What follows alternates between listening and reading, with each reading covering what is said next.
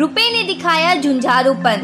Commerce minister Piyush Goyal ने कहा है कि दुनिया की दूसरी करेंसी की तुलना में भारतीय रुपए ने पिछले कुछ वर्षों में कहीं अधिक झुंझारूपन दिखाया है। अमेरिकी डॉलर की तुलना में अन्य करेंसी के मुकाबले भारतीय रुपए की स्थिति काफी बेहतर है। निर्यातक कमजोर पर ही निर्भर नहीं रहे। कांग्रेस नेता कमलनाथ के हेलीकॉप्टर की कराई गई इमरजेंसी लैंडिंग।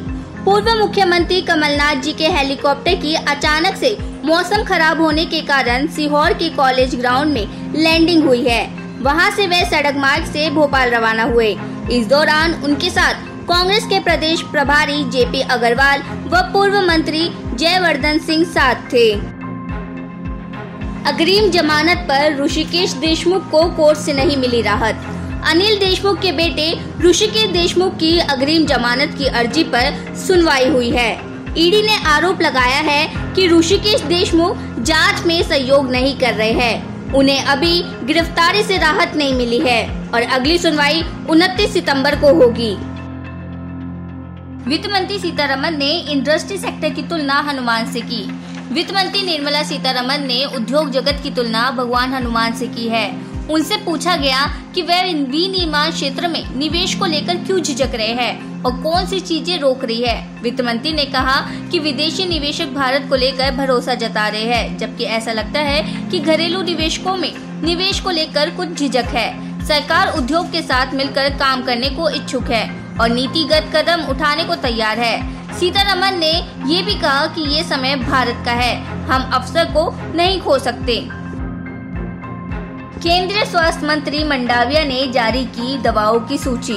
केंद्रीय स्वास्थ्य मंत्री डॉक्टर मनसुख मंडाविया ने आज आवश्यक दवाओं की राष्ट्रीय सूची जारी की है।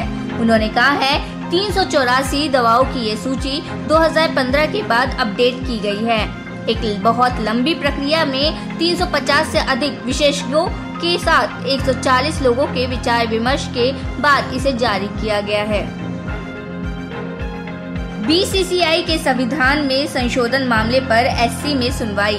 बीसीसीआई के संविधान में संशोधन मामले पर सुप्रीम कोर्ट में सुनवाई हुई है। Solicitor general Tushar Mehta BCCI की तरफ से पेश हुए हैं। बीसीसीआई के संविधान में कूलिंग ऑफ पीरियड के बारे में कोर्ट को बताया है। उन्होंने कहा सिर्फ 2 टर्म के बाद 3 साल का कूलिंग ऑफ पीरियड है, जबकि एक पदाधिकारी के तौर पर कुल कार्यालय 9 साल का होता है।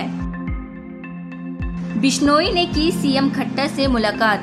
चंडीगढ़ में कुलदीप बिश्नोई ने हरियाणा के मुख्यमंत्री मनोहर लाल खट्टर से मुलाकात की। उनके साथ उनके बेटे भव्य बिश्नोई भी मौजूद थे। जानकारी के मुताबिक आदमपुर विधानसभा में जल्द ही होने वाले उपचुनाव को लेकर चर्चा हुई। कुलदीप बिश्नोई के कांग्रेस को छोड़कर बीजेपी में शामिल होने के दौरान विधायक पद से दिए गए इस्तीफे के बाद आदमपुर विधानसभा सीट खाली हुई है। इस सीट से अपने बेटे भव्य बिश्नोई को बीजेपी की टिकट पर चुनाव लड़ने के लिए इच्छुक हैं। ड्राइवर ने किया बच्ची को बैड टच। भोपाल में स्कूल बस ड्राइवर की हवस का शिकार हुई 3 साल की मासूम के मामले में बड़ा खुलासा हुआ है। बच्ची के स्कूल के प्रिंसिपल ने बताया है कि जब माता पिता ने बच्ची से बातचीत की और उससे पूछा कि आपके कपड़े किसने बदले हैं, तो मासूम ने बैड टच की बात बताई है। अखिलेश ने चाचा शिवपाल की इज्जत बढ़ाने के लिए विधानसभा स्पीकर को लिखा पत्र। यूपी के पूर्व मुख्यमंत्री व समाजवादी पार्टी के मुखिया अखिलेश यादव ने चाचा शिवपाल यादव की इज्जत बढ़ाने के लिए विधानसभा स्पीकर को पत्र लिखा है। उन्होंने चाचा के लिए आगे की सीट मांगी है और कहा है कि उन्हें प्रथम पंक्ति में सीट दी जाए। ये जानकारी सूत्रों के हवाले से सामने आई है। पीएम मोदी के जन्म दिवस पर 17 सितंबर से सेवा पखवाड़ा।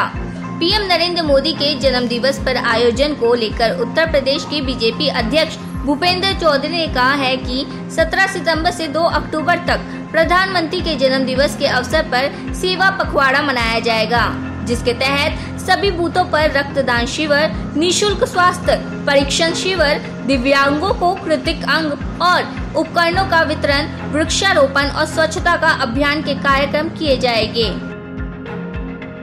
पश्चिम बंगाल में बीजेपी का मार्च हुआ हिंसक। पश्चिम बंगाल में ममता बनर्जी के खिलाफ बीजेपी मार्च निकाल रही थी। इसी बीच बीजेपी का प्रदर्शन हिंसक हो गया। प्रदर्शनकारियों ने पुलिस पर पथराव किए। उन्हें नियंत्रित करने के लिए पुलिस ने आंसू गैस के गोले दागे और कई प्रदर्शनकारियों को हिरासत में लिया। गुरुग्राम के 5 स्टार होटल को बम से उड़ाने की धमकी। हरियाणा के गुरुग्राम के एक मॉल के 5 स्टार होटल में बम से उड़ाने की धमकी भरा फोन आया, जिसकी सूचना पुलिस को दी गई। सूचना मिलते ही पुलिस मौके पर पहुंची और पूरे मामले की जांच करी। ये जानकारी एसीपी विकास कौशिक ने दी है। दिल्ली की साकेत कोर्ट ने कुतुब मीनार मामले में फैसला रखा सुरक्षित। दिल्ली की साकेत कोर्ट ने कुतुब मीनार के मामले में कुंवर महेंद्र ध्वज प्रताप सिंह की हस्तक्षेप की याचिका पर आदेश सुरक्षित किया। कोर्ट 17 सितंबर को शाम 4 बजे फैसला सुनाएगी। एडीजी दिनेश कुमार ने कहा कि कुतुब मीनार परिसर में पूजा के अधिकार के मामले पर दोबारा से सुनवाई होगी।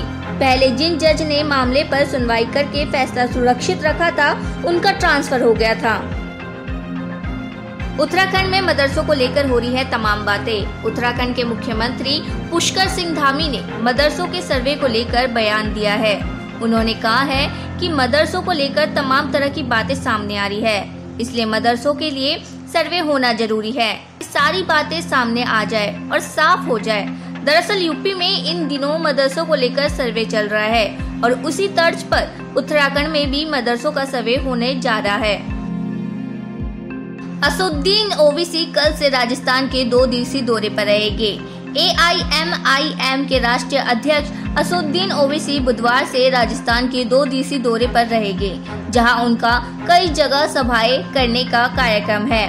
पार्टी सूत्रों के अनुसार ओवैसी 14 व 15 सितंबर को जयपुर व सीकर इलाके के दौरे पर रहेंगे।